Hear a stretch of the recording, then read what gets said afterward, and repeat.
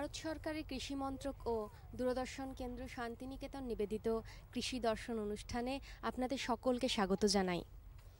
আজ দাঁড়িয়ে আছি বীরভূম জেলার রামপুরহাট ২ নম্বর ব্লকের বেনে গ্রামে। আমার সঙ্গে রয়েছেন এই গ্রামেরই কয়েকজন কৃষক বন্ধু এবং কৃষি বিশেষজ্ঞ হিসেবে রয়েছেন রামপুরহাট ২ নম্বর ব্লকের সহ কৃষি অধিকর্তা ডক্টর দেবাশিস চক্রবর্তী। প্রথমে চলে যাচ্ছে কৃষক বন্ধুদের কাছে। আপনার নাম কি? আমার নাম মোহাম্মদ রেজাউল হক। আচ্ছা, আপনি কি চাষ করেন? আমি আপনার সমস্ত রবি চাষ করি, সর্ষে, গম, আলু, টমেটো, আপনার পেঁয়াজ, কচু, আখ, সমস্ত আমি রবি চাষ করি। কিন্তু আমাদের এখানে সমস্যা হচ্ছে যে আপনার সর্ষের ক্ষেত্রে আপনার নিচে যে মাটি আছে সেই মাটির নিচে আপনার সর্ষের যে আপনার গোড়াতে আপনার আলু টাইপের ধরে যাচ্ছে, ভালো আমরা ফলন পাচ্ছি না। আর আমরা বোরো ধানেরও চাষ করে থাকি, সেখানটাতে আপনার এবছর যে আপনার শীতের বা প্রভাব, সেই প্রভাব অনুযায়ী যেভাবে আমরা গত আপনার 12 সালে যে আপনার 11-12 সালে যে আপনার চাষ হয়েছিল, তাতে আমরা বোরো ধানের বীজ খুব ভালোভাবে করতে পেরেছিলাম। এবার যেহেতু প্রচণ্ড শীত অনুযায়ী আমরা মনে করছি যে শীতের জন্যে আমরা ভালো আমাদের এবার আমরা বীজ তৈরি করতে পারলাম না। আমাদের এখানে রামপুরহাট 2 ব্লক 2 নম্বর ব্লকে আমার অনেক গভীর নলকূপ আপনার ছোট ছোট আছে, সাবমার্সেবল, তিনারা আমাদের জল সাপ্লাই দিচ্ছে। কিন্তু এবার আমাদের যেহেতু আকাশে বৃষ্টি কম ছিল, তার জন্য এবার আমাদের ভালো এখানটায় খুব একটা ভালো প্রোটেকশান আমরা করতে পারিনি। কিন্তু আমরা যেহেতু নলকূপগুলো আছে, সেই নলকূপগুলো জল নিয়ে আমরা যেগুলো আপনার ওই উঁচু এলাকার জমি, সেই জমিতে আমরা ওই নলকূপ থেকে সেচ দিয়ে কিছুটা আমরা আয় করতে পেরেছি। কিন্তু আমাদের দেখা যাচ্ছে যে হিসাবে আমাদের সার, কীটনাশক ও বা ট্রাক্টর ভাড়া যেভাবে আমাদের লাগছে, সেভাবে আমরা ফলন আমরা পাইনি। সেভাবে আমরা এখানকার যা চাষি তারা আমরা অনেকটা ক্ষতিগ্রস্ত হয়েছি। আগামী দিনে যাতে রামপুরহাট 2 ব্লক সিড ফার্মের ব্লকের যিনি এডিও সাহেব আছেন, তিনার কাছে আমরা যাব ও বা গেছি অনেকবার, পরামর্শ নেব কীভাবে ওই আপনার নিচে আপনার সর্ষের যেভাবে আলুটা যাতে না ধরে, কি আপনার কীটনাশক ব্যবহার করতে হয় সেটা ওনার কাছে জেনে নেব। আর আপনার ওই বোরো ধানে যে আপনার বোরো ধানের সিডে যে ছত্রাক যে আপনার হচ্ছে, বীজ বাঁচছে না, মরে যাচ্ছে, তার জন্য ওনার কাছে আমরা পরামর্শ নিয়েছি। কিন্তু শীতের জন্য আমাদেরকে বলেছেন। আচ্ছা, আপনার যে সমস্যাটা হচ্ছে সেই সমস্যার সমাধান আমি জেনে নেব আমাদের কৃষি বিশেষজ্ঞর কাছ থেকে। উনি যে সমস্যাগুলোর কথা বললেন তার মধ্যে একটা হচ্ছে সর্ষের শেকড় ফোলা, আর একটা হচ্ছে বোরো ধানের বীজতলায় কিছু সমস্যার কথা উনি বললেন। তো প্রথমে সর্ষের শেকড় ফোলা নিয়ে বলি। সর্ষের শেকড় ফোলা এই সমস্যাটা মানে আমাদের পুরো বীরভূম জেলা জুড়েই, যেখানে মাটির অম্লত্ব 5.5 বা তার নিচে চলে গেছে, সেই জায়গাতে এই সমস্যাটা প্রকট হয়ে দেখা দিচ্ছে। মূল কারণ হচ্ছে আমাদের জমির মাটি অম্ল হয়ে যাওয়ার দরুন ওখানে এক ধরনের ছত্রাক, প্লাজমোডিয়াম ব্রাসিকি বলে একটা ছত্রাকের আক্রমণ এখানে দেখা যায়। তো এটার হাত থেকে বাঁচতে গেলে আমাদেরকে মানে চাষ শুরু করার আগেই কিছু ব্যবস্থা গ্রহণ করতে হবে। 1 নম্বর হচ্ছে জমির অম্লত্বটাকে শোধন করে নিতে হবে, এবং তার জন্য দরকার হচ্ছে জমির মাটি পরীক্ষা করিয়ে নিয়ে কতটা চুন বা ডলোমাইটের দরকার সেটা সঠিকভাবে জানতে হবে। নচেত যদি মাটি পরীক্ষা করা নাও হয়ে থাকে, তবু একটা গড়পড়তা হিসেবে বলা যায় যে বিঘে প্রতি আমরা যদি 1.5 কুইন্টাল হারে চুন বা ডলোমাইট প্রয়োগ করি, তাহলে এই সমস্যার থেকে অনেকটাই রক্ষা করতে পারবো।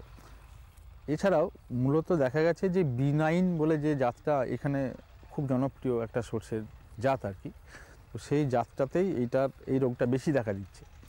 এই জাতের বদলে যদি অন্য যে জাতগুলো আছে, যাদের ফলন বলুন বা জীবনকাল যতটা পুরোপুরি B9-এর মতনই, সেই দুটো জাত এখন এসছে আমাদের, WBBN1 এবং WBBN2, যেটা কল্যাণ 1 এবং কল্যাণ 2 নামে আমাদের যে ডাল শস্য ও তৈলবীজ গবেষণা কেন্দ্র বহরমপুরে আছে, সেখান থেকে এই দুটো জাত বেরিয়েছে।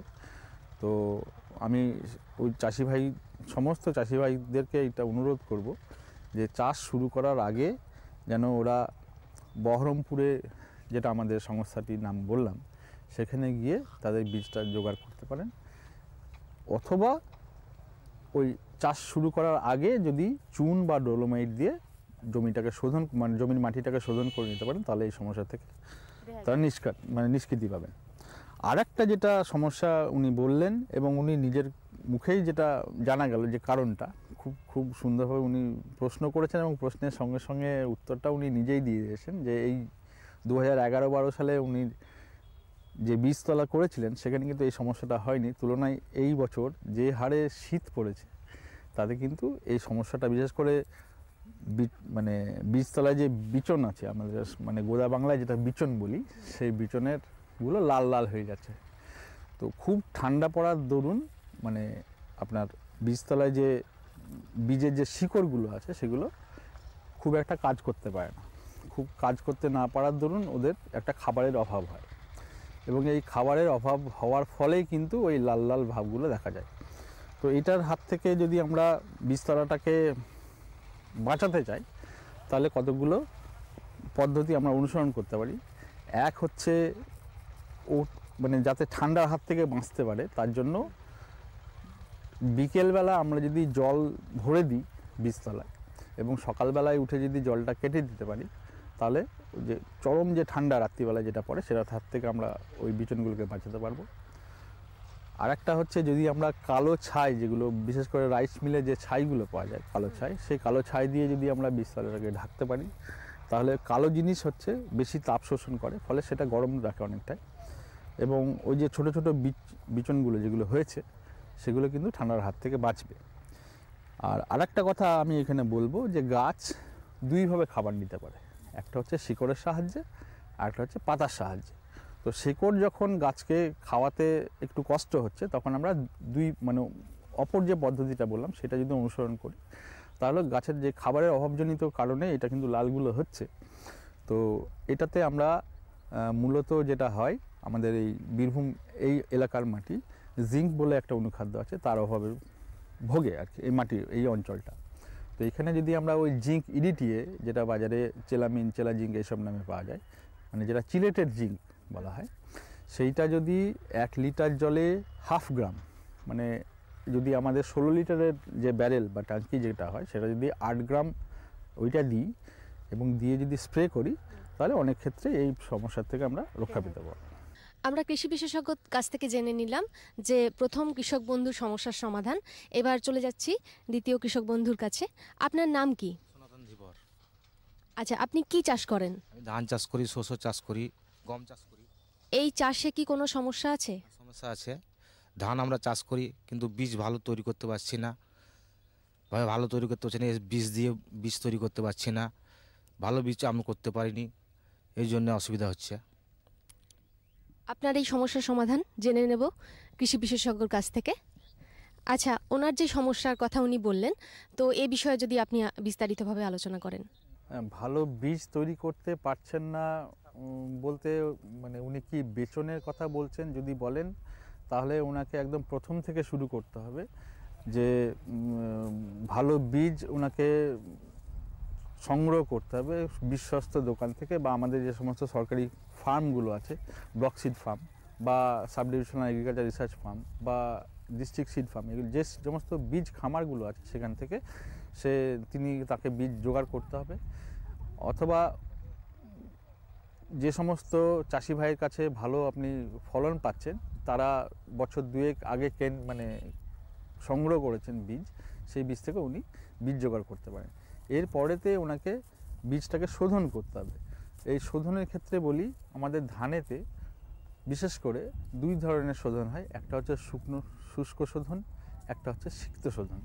এই শুকনো শোধন বা সিক্ত শোধন যেটাই হোক না কেন, যে কোনো ছত্রাকনাশক যেটা বাজারে পাওয়া যায়, সেটা ম্যানকোজেব হতে পারে, কার্বেন্ডাজিম হতে পারে, এই বাজার চলতি অনেক এই ধরনের মানে ছত্রাকনাশক আছে, সেইগুলো 1 কেজি বীজ পিছু যদি আমরা 2.5 থেকে 3 গ্রাম মাত্র ওষুধ ব্যবহার করে বীজটাকে শোধন করে নিতে পারি, তাহলে পরবর্তী ক্ষেত্রে যে সমস্ত ছত্রাকবাহিত রোগের প্রকোপগুলো দেখা যায় আমাদের শস্যে, সেইগুলোর হাত থেকে আমরা রক্ষা পেতে পারবো।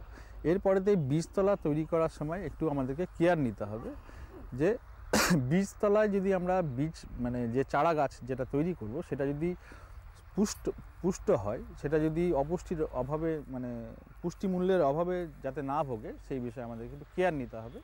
এবং এই জন্য আমাদের নাইট্রোজেন, ফসফেট, পটাশ এবং সেই সঙ্গে পর্যাপ্ত পরিমাণে জৈব সার দিয়ে আমাদের বীজতলাটাকে তৈরি করতে হবে। এবং এর আগেই আমি বললাম যে আমাদের এই অঞ্চলের মাটি জিঙ্ক নামক যে অনুখাদ্যটা আছে তার অভাবে ভুগছে, সেটাকেও আমরা আইদার স্প্রে করতে পারি অথবা মাটিতে প্রয়োগ করতে পারি। যদি মাটিতে প্রয়োগ করতে চাই তাহলে জিঙ্ক সালফেট সয়েল অ্যাপ্লিকেশন যেটা বাজারে পাওয়া যায় সেটা প্রয়োগ করতে হবে। এবং একবার জিঙ্ক সালফেট যদি আমরা মাটিতে প্রয়োগ করি তাহলে পরপর 2 বছর প্রয়োগ করার পরে কিন্তু আর প্রয়োগ করা যাবে না। এই ছোটোখাটো বিষয়গুলো একটু আমাদের মাথায় রাখা দরকার। এর পরেতে যেটা হচ্ছে যে মূল জমিতে আমরা যখন চারা রোয়া কাজ শুরু হবে তখন নাইট্রোজেন, ফসফেট এবং পটাশ যেটা আমরা মূল সার হিসেবে দিয়ে থাকি এবং চাপান হিসেবে শুধুমাত্র আমরা নাইট্রোজেনটাকেই দেবো, এবং যদি দরকার হয় তাহলে সেক্ষেত্রে আমরা পটাশের একটা চাপান দিতে পারি। এবং এখানে খেয়াল রাখতে হবে যেন নাইট্রোজেন, ফসফেট এবং পটাশের যে মাত্রাটা সেটা যেন 2 ভাগ নাইট্রোজেন সঙ্গে 1 ভাগ ফসফেট এবং 1 ভাগ পটাশ এই হারে যেন আমাদের দেওয়া হয়। আমাদের চাষি বন্ধুদের একটা ধারণা আছে যে গাছকে যদি আমি বেশি মাত্রায় নাইট্রোজেন সার দিতে পারি তাহলে তার নাকি ফলনটা ভালো হবে। এটা কিন্তু একটু আমাদের মানে যে চিন্তাভাবনা তার উল্টোটা। যদি আমরা নাইট্রোজেন সার বেশি মাত্রায় দিই তাহলে সেই শস্যেতে মানে রসের আধিক্য হওয়ার দরুন আপনার কীটশত্রুর আক্রমণ, রোগের আক্রমণ কিন্তু বেশি হয়। দেখবেন যেখানে আমরা ইউরিয়া বেশি দিই সেই এলাকাতে সেই ফসলেতে আপনার খোলা পচা বলুন, বাদামি শোষক পোকা বলুন, এসবের আক্রমণ কিন্তু বেশি হয়। এইগুলো আমাদেরকে একটু মাথায় রাখলেই উনি খুব ভালো ফলন পাবেন এবং আশানুরূপ লাভও পাবেন। ভালো বীজ কিভাবে তৈরি করা যায় সে বিষয়ে আমরা কৃষি বিশেষজ্ঞর কাছ থেকে জানলাম। চলে যাচ্ছি পরবর্তী কৃষক বন্ধুর কাছে। আপনার নাম কি? বাদল মান। আপনি এই গ্রামেরই বাসিন্দা? বিনা গ্রামের বাসিন্দা। আপনি কি চাষ করেন?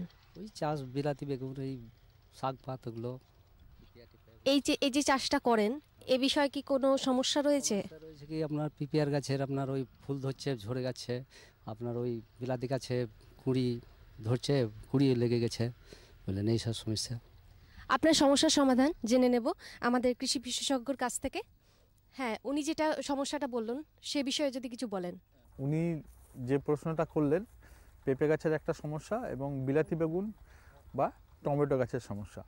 পেঁপে গাছের যে সমস্যাটা উনি বললেন তাতে পেঁপেতে যে এই প্রবলেমটা এটা কিন্তু একটা মারাত্মক প্রবলেমই বটে। এর জন্য একটু পরিচর্যারও দরকার। সেটা হচ্ছে যে ওনাকে সার প্রয়োগটা ঠিকঠাক করতে হবে, বছরে 2 বার করে সার দিতে হবে এবং সেচটা যদি উনি ঠিকঠাক দিয়ে দেন তাহলে এবং আরেকটা হচ্ছে যে বিশ্বস্ত জায়গার থেকে, বিশ্বস্ত প্রতিষ্ঠান থেকে ওনাকে এই পেঁপের চারা যেগুলো পাওয়া যায় সেখান থেকে এই পেঁপের চারাটা সংগ্রহ করতে হবে। আর টমেটোর যে সমস্যাটা উনি বললেন যে কুঁড়ে লেগে যাচ্ছে, এটা এক ধরনের ভাইরাস ঘটিত রোগ এবং এই রোগটি হচ্ছে আপনার সাদামাছি যেটা আছে সেটার একটা বাহক। তো এটা মানে যেহেতু ভাইরাস ঘটিত রোগের কোনো ওষুধ হয় না, এর জন্য আমাদেরকে একটু আগাম ব্যবস্থা নিতে হবে। প্রতিনিয়ত নিয়ম করে মাঠ পরিদর্শন করে যেখানে এই রোগটা প্রথম যে গাছটায় দেখা যাচ্ছে সেটাকে একদম উপড়ে ফেলে হয় তাকে মাটি চাপা দিয়ে ঢাকা দিতে হবে অথবা মাঠের একদম বাইরে গিয়ে পুড়িয়ে ফেলতে হবে। আর প্রতিরোধক ব্যবস্থা হিসেবে সাদামাছি দমন করার জন্য যে কোনো সর্বাঙ্গবাহী কীটনাশক উনি যদি একবার স্প্রে করেন তাহলে এই সাদামাছিটার পপুলেশন কমার পরেই এই রোগের যে ছড়িয়ে যাওয়ার ব্যাপারটা এটা কমে যাবে। আমরা জেনে নিলাম কৃষি অধিকর্তার কাছ থেকে যে বিলাতি বেগুন কিভাবে চাষ করলে পরে আরও ফলন পাওয়া যেতে পারে বেশি। তো চলে যাব পরবর্তী কৃষক বন্ধুর কাছে। আপনার নাম কি? ধর্মমাল। আচ্ছা, আপনি কি চাষ করেন? ধান, গম। এই গম চাষে কি কোনো সমস্যা রয়েছে? হ্যাঁ, যে গম বাতানোর পরে যে লালচেনে হয়ে গেছে। কোনো সার প্রয়োগ করেছেন? না, সার দিয়েছে, ভিটামিন দিয়েছে, আর জোড়া দিয়েছে যে ইউরিয়া। আচ্ছা, আপনার এই সমস্যার সমাধান জেনে নেব সহ কৃষি অধিকর্তার কাছ থেকে। গমে সেচ দেওয়ার পরে লাল হয়ে যাচ্ছে, এটা দুটো কারণের ফলে হতে পারে। একটা হচ্ছে যে গমটায় উনি সেচ দিয়েছেন সেটা খাবারের অভাবে ভুগতে পারে, অথবা ওই গমেতে কোনো রোগ হতে পারে। তো এটা দু ধরনেরই যেটা প্রতিকার ব্যবস্থা সেটা আমি এখন বলার একটু চেষ্টা করব। যেটা হচ্ছে যে আমি আগেই বলেছি যে আমাদের এই এলাকার মাটি জিঙ্ক নামক যে খাবারটা আছে উদ্ভিদের খাবার, সেটার অভাবের ফলে এই ধরনের সমস্যাটা দেখা দেয়। তো এটার জন্য যে সুপারিশ সেটা হচ্ছে ওনাকে যখন প্রথম সেচ দিচ্ছেন তারপরে ওই 1/2 গ্রাম জিঙ্ক ইডিটিএ 1 লিটার জলে আমরা গুলবো। এই হারে 1 বিঘেতে মোটামুটি প্রাথমিক অবস্থায় 60 লিটার জল লাগবে। এই 60 লিটার জলের জন্য 30 গ্রাম জিঙ্ক ইডিটিএ গুলে উনি 1 বিঘা পরিমাণ জায়গায় যদি স্প্রে করেন তাহলে এই সমস্যার হাত থেকে উনি নিষ্কৃতি পাবেন। আরেকটা হচ্ছে যদি কোনো এটা যে আমি বললাম যে ছত্রাকের আক্রমণের ফলে হতে পারে, তার জন্য যে কোনো একটা সর্বাঙ্গবাহী ছত্রাকনাশক, যেমন আপনার হচ্ছে কার্বেন্ডাজিম বা কার্বেন্ডাজিম এবং ম্যানকোজেবের যে মিক্সচার যেটা বাজারে পাওয়া যায়, সেটা নির্দিষ্ট হারে যদি কার্বেন্ডাজিম দেন তাহলে 2 গ্রাম লিটার প্রতি জলে, অথবা কার্বেন্ডাজিম এবং ম্যানকোজেবের যে মিক্সচার সেটা 2 থেকে 2.5 গ্রাম লিটার প্রতি জলে গুলে উনি যদি স্প্রে করেন তাহলে এই যে লাল হয়ে যাওয়ার সমস্যা এটার থেকে উনি রেহাই পাবেন। জেনে নিলাম গম চাষের ক্ষেত্রে সমস্যার সমাধান। চলে যাব পরবর্তী কৃষক বন্ধুর কাছে। আপনার নাম কি? মনোজ মাল। আপনি এই গ্রামেরই বাসিন্দা? এই গ্রামেরই বাসিন্দা। কি চাষ করেন? লেবুর। আচ্ছা, এই লেবুর যে চাষ করেন এই সম্পর্কে কোনো সমস্যা রয়েছে? সমস্যা রয়েছে। কি সমস্যা? যে গাছটাতে ফুল ফুটছে, ফল ধরতে আসছে না, কুড়ি লাগা হয়েছে, তার জন্য কোনো ওষুধের ব্যবস্থার জন্য কিছু কি প্রয়োগ করেছেন? না, সেরকম কিছু করিনি। ওই জোড়া মাটি যেটা দিয়েছি সেইটাই বস। তাতে কি কোনো ফল হয়েছে? না, তাতে ফল হচ্ছে না, সেটার প্ল্যান নেওয়ার চেষ্টাতে আছি আমরা। আচ্ছা, আপনার সমস্যার সমাধান জেনে নেব আমাদের সহ কৃষি অধিকর্তার কাছ থেকে। লেবু গাছের ফল ঝরে যাওয়া বা লেবু গাছের পাতা কুঁকড়ে যাওয়া, এটার মানে শুধু ওষুধ স্প্রে করলেই হবে না, একটা সারা বছর ধরে যে পরিচর্যার দরকার সেটাও কিন্তু আমাদের চাষি বন্ধুকে করতে হবে। আমাদের যে কোনো ফল গাছ, শুধু লেবু নয়, আমরা যে ধরনেরই ফল গাছ আমরা বাড়িতে লাগাই না কেন সেটাতে বছরে 2 বার করে সার প্রয়োগ করতে হবে। একটা হচ্ছে বর্ষার আগে এবং আরেকটা হচ্ছে বর্ষার পরে। এমনিতে সাধারণত আমাদের যে লেবু গাছগুলো দেখা যায় সেটা বছর 5 বয়স হওয়ার পরেই কিন্তু সে ফল ধারণ করতে সক্ষম হয়। তো একটা 5 বছর বয়সী লেবু গাছের জন্য বর্ষার শুরুতে 50 থেকে 60 কেজি মতন জৈব সার, 500 থেকে 550 গ্রাম মতন ইউরিয়া, 200 থেকে 250 মতন পটাশ এবং 750 থেকে 1 কেজি মতো যদি সুপার ফসফেট প্রয়োগ করি এবং সঙ্গে 20 থেকে 25 গ্রাম মতন বোরন যদি আমরা প্রয়োগ করি, তাহলে এই যে ফল ঝরা বা ফুল শুকিয়ে যাওয়া, পাতা কুঁকড়ে যাওয়া, এইগুলো হাত থেকে কিন্তু আমরা রেহাই পাবো। তো প্রথম হচ্ছে বর্ষার আগে যেটা, সেটা ওই জ্যৈষ্ঠ মাসের মাঝামাঝি থেকে জ্যৈষ্ঠ মাসের শেষ অবধি, এবং বর্ষার পরে যেটা প্রয়োগ করা হবে সেটা হচ্ছে কার্তিকের শুরু থেকে কার্তিকের মাঝামাঝি এই সময়ে। তো প্রথমবারে আমি বললাম যে 50 থেকে 60 কেজি মতন জৈব সার প্রয়োগ করবে। সেই জৈব সার বছরে একবার এবং বোরনটাও বছরে একবার, সেটা কিন্তু আর বর্ষার পরে যখন প্রয়োগ করবে তখন সেখানে ইউরিয়া, সুপার ফসফেট এবং পটাশ যেটা বর্ষার আগে প্রয়োগ করেছিলেন সেইটাই প্রয়োগ করতে হবে। লেবু গাছে আর একটা যেটা সমস্যা দেখা যায়, যেটা হচ্ছে যখন একদম কচি পাতা যখন বেরায়, এই আপনার জানুয়ারি মাসের শেষের থেকে ফেব্রুয়ারির শুরুতে, তখন ওই সিট্রাস বাটারফ্লাই, যেটা আমাদের এক ধরনের লেবুর খুব একটা মেজর পেস্ট বলবো, মানে এটাকে বাংলা করলে বলা হয় প্রধান ক্ষতিকারী পোকা, সেই পোকাটার প্রাদুর্ভাব কিন্তু ওই সময় দেখা যায়। ওরা ওই সময়তে এই কচি পাতাতে ডিম পাড়ে এবং ওই ডিম থেকে যে লেদা বা শুয়োপোকাগুলো বেরোয় ওইগুলোতে পুরো পাতা একদম শেষ করে দেয়, ডিফোলিয়েট করে দেয় আর কি, এবং দেখে মনে হবে যেন আর কোনো পাতা টাতা অবশিষ্ট নেই। তো এইটার জন্য প্রথম থেকেই আমাদেরকে ব্যবস্থা নিতে হবে। সবথেকে ভালো হচ্ছে যদি আমরা যে ডিম বা ডিমের গাদা যেগুলো আমরা দেখতে পাই পাতার উপরে, সেগুলো যদি আমরা নষ্ট করে ফেলতে পারি তাহলে আমাদের আর কোনো রকমের কীটনাশক প্রয়োগ করার দরকার নেই। যদি সেটা সম্ভব না হয় তাহলে বাজার চলতি যে কোনো কীটনাশক আমরা যদি একবার স্প্রে করে দিই তাহলে এই সিট্রাস বাটারফ্লাই যে পোকাটার কথা বললাম সেটার হাত থেকে আমরা ওই গাছটাকে রক্ষা করতে পারবো এবং আশানুরূপ ফলও পাবো। লেবু গাছের ক্ষেত্রে যে সমস্যা দেখা দিয়েছে তার সমাধান আমরা জেনে নিলাম সহকৃষি অধিকর্তার কাছ থেকে। চলে যাচ্ছি পরবর্তী কৃষক বন্ধুর কাছে। আপনার নাম কি? আচ্ছা, আপনি কি চাষ করেন? চাষ মানে বাড়িতে কুমড়ো গাছ একটা থাকে, তার জন্য কুমড়ো গাছে ফুল আসছে, সবই আছে, কিন্তু ফলটা টিকছে না ঠিক মতন, কোঁকড়া লেগে যায় গাছে। এই পোকার জন্য কিছু প্রয়োগ করেছেন? না, প্রয়োগ তেমন তো কিছু করা নাই, তবে ঠিকছে না ফলগুলো, লাস্ট টাকাটা আসছে আর ঠিকছে না। আচ্ছা, আপনার এই সমস্যার সমাধান জেনে নেব কৃষি বিশেষজ্ঞর কাছ থেকে। কুমড়ো জাতীয় ফসলে শুধুমাত্র কুমড়ো নয়, আরও এই সমগোত্রীয় যে ফসলগুলো আছে সেটাতে ফল ঠিকঠাক না ধরা, ফল ধরার পরে পচে যাওয়া, এটা একটা সমস্যা। তো এটার জন্য আমাদেরকে একটু পরিচর্যা করে নিলেই এইটার হাত থেকে আমরা রক্ষা পাবো।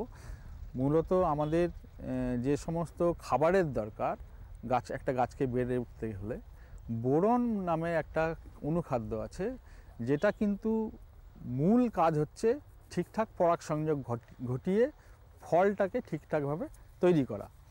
এই বোরনের অভাবের ফলেই কিন্তু আমাদের অনেক সময় পরাগ সংযোগ ঠিকঠাক না হওয়ার দরুন ফল ধরার পরেও ফল বাড়ে না, ফলের শেপ যেটা, ফলের আকৃতি যেটা, সেটা আমরা ঠিকঠাক পাই না, এবং ওই অল্প বয়সেই ফলটা একটু বার্ধক্য হয়ে মানে বুড়ো হয়ে গেছে এরকম ভাব দেখিয়ে সে ঝরে পড়ে। তো এটার জন্য লিটার প্রতি জলে যদি আমরা 2 গ্রাম বোরন 20% বা 21% যেটা বাজারে পাওয়া যায়, সেটা লিটার প্রতি জলে 2 গ্রাম হারে গুলে যদি আমরা সপ্তাহে একবার করে 2 থেকে 3 সপ্তাহ প্রয়োগ করি, তাহলে এই ফল ঝরা, ফল হয়ে পচে যাওয়া এর হাত থেকে আমরা রক্ষা পাবো। কুমড়ো গাছের যে সমস্যা তার সমাধান জেনে নিলাম। এবার চলে যাচ্ছি পরবর্তী কৃষক বন্ধুর কাছে। আপনার নাম কি? আমার নাম হচ্ছে ভাগ্য। আপনি কি চাষ করেন? আমি নারকেল চাষ করি। আচ্ছা, এতে কি কোনো সমস্যা রয়েছে? সমস্যা রয়েছে মানে ফল যেগুলো ধরছে পড়ে যাচ্ছে। আচ্ছা, এই বিষয়ে কারোর সঙ্গে পরামর্শ করেছেন? হ্যাঁ করেছি, ভিটামিন দিয়েছি। তো কোনো ফল হয়েছে কি? ফল হচ্ছে কিন্তু পড়ে যাচ্ছে, 4-5টা করে থাকছে, আর বেশি হচ্ছে না। আপনার সমস্যার সমাধান আমরা জেনে নেব কৃষি অধিকর্তার কাছ থেকে। নারকেলের ফল ঝরা বা যে কোনো ফল গাছ যেটা আমরা লাগাই, সেটার যে সমস্যাগুলো হয় মূলত খাবারের অভাবের ফলে হয়। তো আমি এর আগেও বলেছি যে কোনো ফল চাষ করতে গেলে ফলের গাছেতে বছরে 2 বার আপনাকে সার প্রয়োগ করতে হবে, বর্ষার শুরুতে একবার আর বর্ষার শেষে একবার।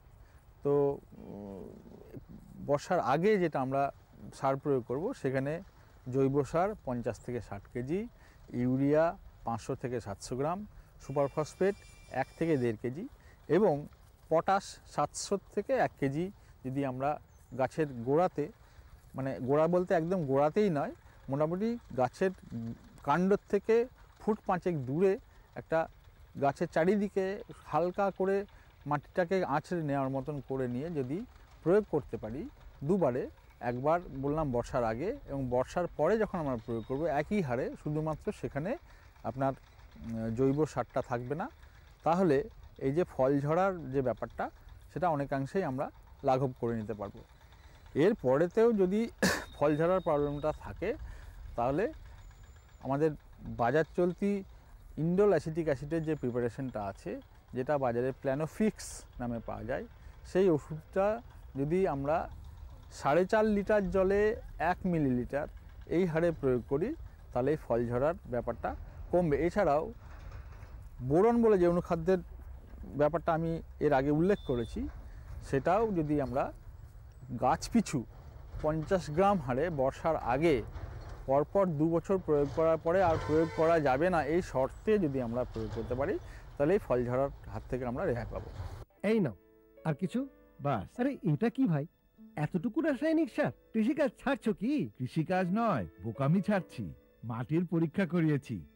এখন তো দাদা যতটা প্রয়োজন ততটাই সার জমিতে দেব। হ্যাঁ, কৃষক ভাই আজই নিজের জেলার কাছের জমি পরীক্ষার গবেষণাগারে মাটির পরীক্ষা অবশ্যই করান। আর মাটিতে পুষ্টিকর পদার্থ, আর্দ্রতা এবং গাছপালার বিকাশ অনুযায়ী প্রয়োজন মতো পুষ্টিকর পদার্থ দিন। আর হ্যাঁ, মাটিতে গন্ধক, দস্তা, বোরনের মতো সূক্ষ্ম পুষ্টিকর পদার্থ সম্পর্কে জানতে ভুলবেন না। সার আর জৈবিক সারের সঠিক ব্যবহারে জমির উর্বরতা বজায় থাকে, উৎপাদনশীলতা বাড়ায়, খরচ কমায় আর মূল্যবান বিদেশি মুদ্রা বাঁচাতে সাহায্য করে।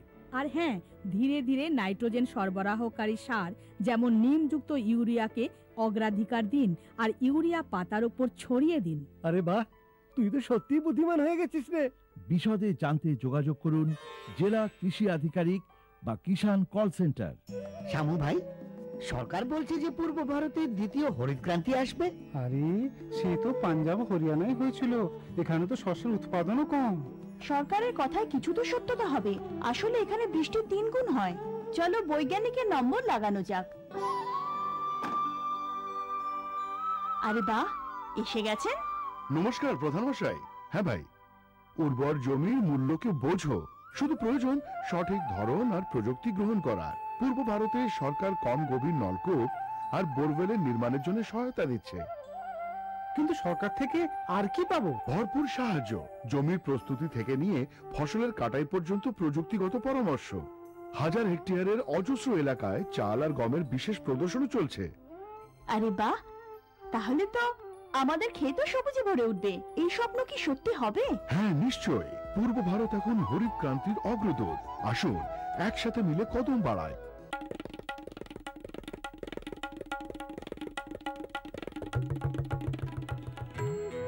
ওমা, আমি স্কুলে পড়তে যাচ্ছি। হ্যাঁ, স্কুল? বিয়ের সময় তুমি না বলেছিলে তুমি লেখাপড়া জানো? আরে মা, ফার্ম স্কুলে যাচ্ছি চাষের বিষয়ে নতুন নতুন কথা শিখতে। আপনিও চলুন। ফার্ম স্কুল, যেখানে জমিতে ফসল বৃদ্ধির প্রত্যেকটি কথা চাষিদের শেখানো হয়, যেমন মাটির হিসেবে সঠিক সার, ভালো বীজ আর প্রয়োজন অনুযায়ী কীটনাশক। কেননা কম খরচে বেশি লাভ। হ্যাঁ, কি করি? হ্যাঁ হ্যাঁ, ঠিক এরকমই হবে। এক মিনিট, এই শোনো, আসছি আমি। হ্যাঁ হ্যাঁ, ঠিক ঠিক। হ্যাঁ হ্যাঁ, ঠিক আছে একদম। হ্যাঁ হ্যাঁ, ঠিক আছে। আচ্ছা আচ্ছা। কার সঙ্গে কথা বলছিলে এত হেসে হেসে? আরে বাবা, কিষাণ কল সেন্টার, বিশেষজ্ঞের সাথে চাষের ব্যাপারেই কথা বলছিলাম। সকালেও দুপুরেও? আরে বাবা, কিষাণ কল সেন্টার তো সকাল 6টা থেকে রাত 10টা অবধি খোলা। রোববারেও? হ্যাঁ গো, বছরে 365 দিন। এত ফোনের বিল কে দেবে? আরে বাবা, কিষাণ কল সেন্টারের পরিষেবা সম্পূর্ণ বিনামূল্যে। কিন্তু তুমি এগুলো জিজ্ঞেস করছো কেন? আমি তো অন্য কিছু ভাবছিলাম। কৃষক ভাইরা কৃষিকাজ সংক্রান্ত সমস্যার নিজের ভাষায় তাড়াতাড়ি সমাধানের জন্য ভারতের যে কোনো ফোন থেকে রাষ্ট্রীয় হেল্পলাইন নম্বর 1800-180-15551-এ যোগাযোগ করুন। কৃষকের বন্ধু, কৃষকের কল সেন্টার। আমরা এতক্ষণ বীরভূম জেলার রামপুরহাট 2 নম্বর ব্লকের বেনে গ্রামের কিছু কৃষক বন্ধুদের কাছ থেকে তাদের সমস্যার কথা জেনে নিলাম এবং তার সমাধান দিলেন আমার সঙ্গে উপস্থিত সহকৃষি অধিকর্তা ডক্টর দেবাশিস চক্রবর্তী। আর আপনারা যারা উপস্থিত এই অনুষ্ঠানটি দেখছেন তারাও নিশ্চয়ই এই সমস্যাগুলির সম্মুখীন হয়েছেন এবং আমাদের আজকের এই আলোচনা থেকে আপনারা নিশ্চয়ই উপকৃত হয়েছেন। কেমন লাগছে আমাদের অনুষ্ঠান আমাদের চিঠি লিখে জানান। চিঠি লেখার ঠিকানা কৃষি দর্শন, অধিকর্তা দূরদর্শন কেন্দ্র, শান্তিনিকেতন, শান্তিনিকেতন, সূচক 731235।